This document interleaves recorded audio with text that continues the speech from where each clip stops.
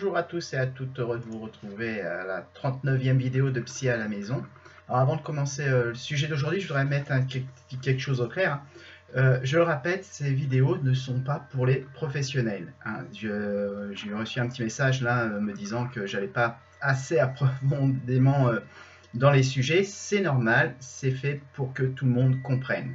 Voilà, il est sûr que si j'avais voulu m'adresser aux professionnels, ça serait pas psy à la maison, mais psy au cabinet de psycho. Donc c'est pas le cas, c'est fait exprès, c'est pour que tout le monde puisse comprendre, avoir des notions, que les gens ne puissent ne pas avoir peur de la psychanalyse, de la psychologie, et les encourager à aller voir un thérapeute s'il y a besoin.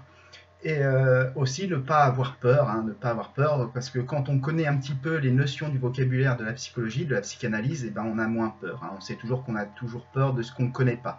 Quand on a quelques petites notions, quelles qu'elles soient, c'est toujours utile. Voilà, donc je referme la parenthèse. Donc aujourd'hui, nous allons voir quoi? Et ben aujourd'hui, nous allons voir quelque chose d'important en psychanalyse et en psychologie. C'est l'objet et l'objet transitionnel en psychologie. Alors, en psychanalyse, on va commencer par l'objet. En psychanalyse, l'objet, dans la théorie psychanalytique, l'objet, c'est un concept qui a plusieurs sens ou significations différentes. Je l'avais déjà évoqué dans les vidéos précédentes.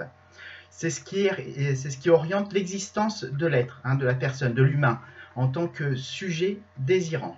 Alors, l'objet n'est pas matériel, évidemment, mais une représentation signifiante de la personne. Ça représente la personne ou un concept. Alors, voilà pour la définition d'objet. J'en avais déjà parlé dans les vidéos précédentes, mais au moins là, vous avez la définition psychanalytique. Alors, l'objet transitionnel, lui, c'est quoi? C'est un objet utilisé pour un enfant à partir de l'âge de 4 mois pour représenter une présence rassurante, comme celle de la mère. Alors, évidemment, l'exemple qu'on prendra, c'est celui du doudou. Tous les enfants ont un petit doudou, et ce petit doudou-là, il leur sert à pallier l'angoisse de l'absence de la mère. Ça les rassure. Voilà. Alors ça, c'est Donald Winnicott qui fut le premier à parler d'objets transitionnels, ainsi que les phénomènes transitionnels qui vont aboutir après. Et ça, c'était en 1950. Donc c'est le siècle dernier, mais c'est pas si loin que ça. Alors, le but de l'objet transitionnel, c'est quoi? Le but est d'apaiser l'angoisse, je l'avais déjà évoqué. C'est le premier stade pour l'enfant de faire la différence entre lui et sa mère. En clair, ne plus faire avec avec la mère, mais se rattacher à la réalité extérieure et d'exister comme un être entier. D'accord? Jusqu'à 3-4 mois, l'enfant il est persuadé qu'il fait partie intégrante de l'enfant.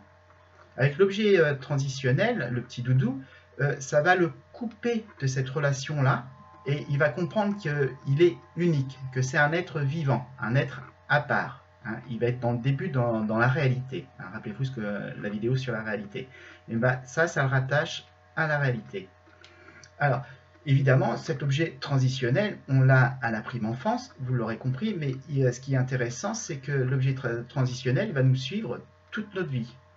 Alors, pourquoi? C'est pour canaliser l'angoisse. Même durant la vie d'adulte, nous utilisons des objets transitionnels, tout comme l'aveugle avec sa canne. Ça, c'est un bon exemple. Un aveugle, pour se déplacer à l'extérieur, il a besoin d'un chien, évidemment, mais pas seulement, d'une canne aussi, pour ne pas taper dans son environnement, ne pas trébucher, ne pas tomber. Et ça, c'est un bon exemple. L'objet transitionnel, c'est exactement ça.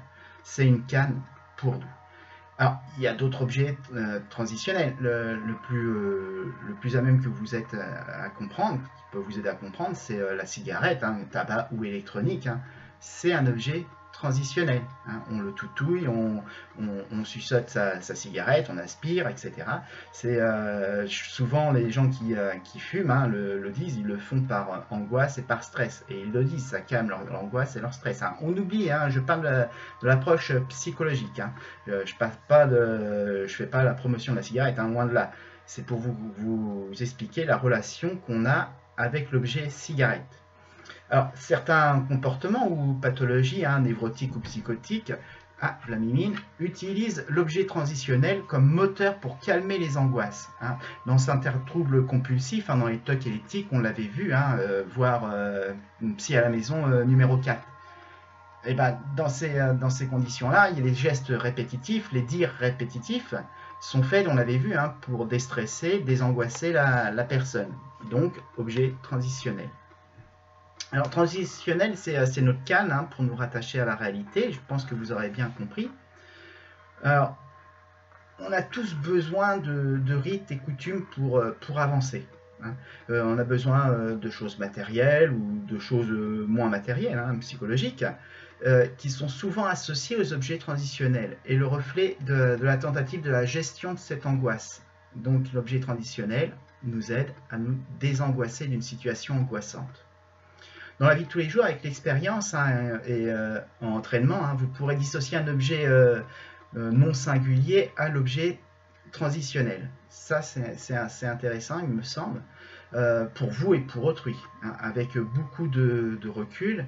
Quand vous avez, par exemple, des clés fétiches, un porte-clés fétiche, quand vous avez un vêtement fétiche que vous voulez porter, les porte-bonheur, tout ça, ça rentre dans les objets transitionnels.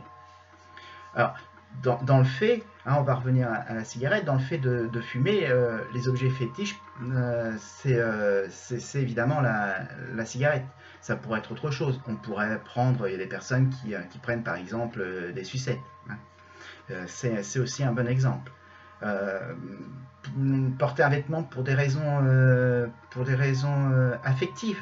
Par exemple, si vous héritez d'un objet d'une personne décédée de votre entourage ou d'un ami, on peut le considérer aussi comme objet transitionnel. C'est essayer de garder un lien. C'est un lien qu'on garde avec la personne. On le garde en nous et ça fait partie aussi du deuil. Hein. Rappelez-vous, on avait vu le deuil. Alors, vous aurez bien compris, les objets dits transitionnels, hein, ont pour but de nous rassurer sur nos angoisses et nos peurs, hein, le peur de la perte de la mère, de l'enfant, dans le cas du deuil de la personne, hein, qu'on aimait.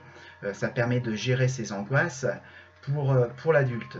Donc, c'est un principe très important. Alors, je le redis, je ne suis pas allé à fond dans les objets transitionnels, parce que l'objet transitionnel, c'est un petit peu plus complexe que ça. Donc, si vous voulez vous renseigner un peu plus sur les objets transitionnels, je vous invite à lire Sigmund Freud, Mélanie Klein, on a Donald Winnicott, on a Wilfrid Brion, Jacques Lacan aussi, hein, a travaillé sur l'objet transitionnel et la notion de transitionnel. C'est très intéressant. Avec beaucoup d'exercices, hein, on peut décerner de faire la différence entre un objet qui est transitionnel et un objet qui ne l'est pas. Voilà. Et c'est assez sympathique de le savoir. C'est toujours enrichissant et puis on sait, on peut juger grâce à ça de notre état d'angoisse. Donc voilà pour les objets transitionnels. Si à l'occasion, si j'ai de la demande, j'irai un peu plus profondément parce qu'il y a d'autres principes, hein, d'objets transitionnels qui sont aussi intéressants. Je le rappelle, comme au début, ces vidéos s'adressent à des particuliers, ne s'adressent pas à des professionnels. C'est pour ça que je ne vais pas dans les fondements, au fond des fondements, des théories, des principes. Je vous remercie. La semaine prochaine, j'ai commencé à travailler dessus. Ça va être intéressant. On va sortir un petit peu du cadre de la psy pure, hein, des notions psychanalytiques. Comme je l'avais promis, hein, régulièrement je le fais et je continuerai à le faire. Je vais sortir un peu en vous parlant d'une série qui est très intéressante au niveau psychologique. Et je vous expliquerai pourquoi on peut regarder une série télévisée d'une autre façon qu'on a l'habitude de le regarder, en voyant les traits des personnages, hein, au niveau psychologique et aussi l'histoire. Donc je vais vous parler d'une série là, qui va revenir incessamment sous peu. Il y a pas mal de pubs et qui moi me passionnent personnellement, donc c'est pour ça que je vais vous en parler. On parlera de Walking Dead, cette série, et on fera une approche de Walking Dead dans le sens psychologique. Alors, je ne pourrais pas m'attarder trop sur les personnages parce qu'on entame la 8e saison et que ça prendrait trop de temps, hein. Je veux faire qu'une vidéo de 20 minutes, vous comprendrez bien. Mais par contre, on peut regarder un petit peu l'objet psychologique de la série, qui est très bien faite, et vous allez voir, c'est étonnant comment on reconnaît tous les traits psychologiques de la vie.